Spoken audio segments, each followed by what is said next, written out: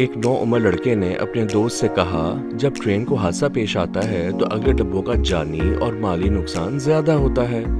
دوسرے نے بھولے پن سے کہا، تم نے ٹھیک کہا ہے، لہٰذا کیا ہی اچھا ہو کہ ریلوے والے ٹرینوں میں اگلے ڈبے لگایا ہی نہ کریں تاکہ لوگ زیادہ نقصان سے بچ جائیں۔ لگتا ہے بچے نے بڑے ہو کے وزیر ریلوے لگنا ہے۔ بچہ نیا اسکول جانے لگا تو اس کی ماں نے نصیحت کی، بیٹا اسکول سے سیدھے گھر آنا۔ بیٹے نے کہا، امی جان ایسا نہیں ہو سکے گا۔ ماں نے پریشان ہو کر پوچھا، کیوں؟ اس نے کہا، اسکول سے گھر آتے ہوئے راستے میں کئی موڑ آتے ہیں، سیدھا کیسے آ سکتا ہوں؟ کیا معصومیت ہے۔ چھوٹے بچے نے اپنے ابو جان سے کہا، مجھے 10 روپے دے دیجئے، اس آدمی کو دینے ہیں۔ اس کے ابا جان نے کہا، بیٹا کدھر ہے وہ غریب، میں خود ہی اسے دے آتا ہوں۔ بچے نے کہا، وہ غریب نہیں بلکہ گلی کے کونے پہ کھڑا آئس کریم بیچنے والا ہے۔ کیا معصومیت ہے۔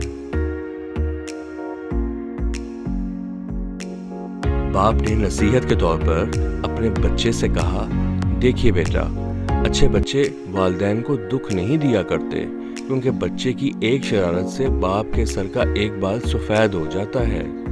بچے نے معصومیت سے کہا، تو شاید دادا جی کے سر کے بال بھی آپ کی وجہ سے سفید ہو چکے ہیں۔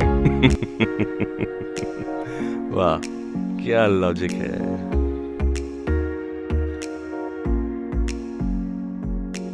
ایک خاتون اپنی چھوٹی بیٹی کو ہمراہ لے کر ایک سہیلی کے ہاں گئی۔ باتوں باتوں میں دوپہر کے کھانے کا وقت ہو گیا تو میزبان نے اپنی سہیلی سے کھانا کھانے کو کہا۔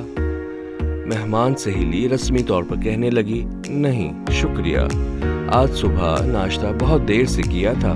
لیکن اس کی چھوٹی بیٹی بڑی پریشان ہوئی اور جھٹ بول اٹھی، امی جان، آپ نے تو آج صبح ناشتہ تیار ہی نہیں کیا تھا، بلکہ کہا تھا آج کھانا خالہ صاحبہ کے ہاں جا کر کھائیں گے۔